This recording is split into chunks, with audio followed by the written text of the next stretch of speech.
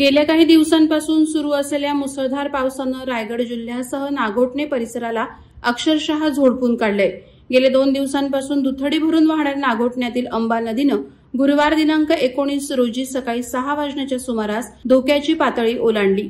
यानंतर अगदी काही तासातच नागोठणे अंबा नदीच्या काठावरील सखल भागातील एसटी स्थानक, टेम्पो स्टँड, आठवडा बाजार, छत्रपती शिवाजी महाराज चौक आणि बाजारपेठ, बंगलेआळी, श्री मरियाई मंदिरासमोरील मिनीडोर रिक्षा स्टँड आणि श्री मरियाई मंदिर परिसर, नागोठणे कोळीवाडा हॉटेल लेक व्ह्यू परिसरात पुराचं पाणी शिरलं। नागोठण्यात येण्यासाठी असलेला रस्ता दोन्ही बाजूला पाण्याखाली गेल्यानं वाहतूक बंद झाली होती। पुराचं पाणी आलेल्या या भागातील नागरिकांना सामानाची हलवाहलव करण्यासाठी त्रास सहन करावा लागला। विशाल मेडिकल समोर असलेल्या मिनीडोर रिक्षा स्टँडच्या परिसरात तसंच नागोठणे एसटी बस स्थानकासमोरील परिसरात पुराचं पाणी आल्याने याचा वाहतुकीवर मोठा परिणाम झाल्याचं चित्र दिसून आलं। शासनानं काहीशा उशिरानं सुट्टी जाहीर केल्याने सकाळी नागोठणे परिसरातून येणाऱ्या विद्यार्थ्यांची तारांबळ उडाल्याचं दिसून आलं।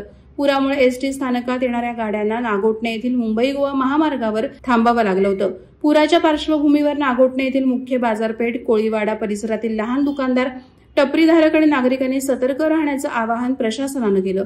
या पुरामुळे अंबा नदीवरील पूल पाण्याखाली गेल्याने नागोठणेकडून वरवटणे गावाकडे जाणारा रस्ता आणि महामार्गावरून नागोठण्यात येणाऱ्या रस्त्यावर मरियाई मंदिरासमोर भरलेल्या पाण्यामुळे हा रस्ताही पूर्णपणे बंद झाला होता।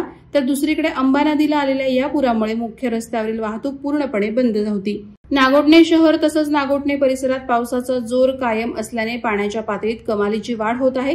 या ठिकाणी कोणताही अनुचित प्रकार घडू नये म्हणून नागोठणे पोलीस ठाण्याचे सहाय्यक पोलीस निरीक्षक सचिन कुलकर्णी यांच्या मार्गदर्शनाखाली पोलीस कर्मचारी पाणी आलेल्या ठिकाणी उपस्थित होते।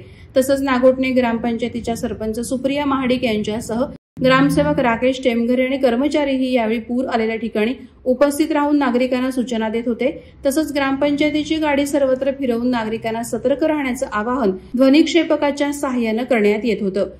वादळवारा लाईव्हसाठी महेश पवार, नागोठणे।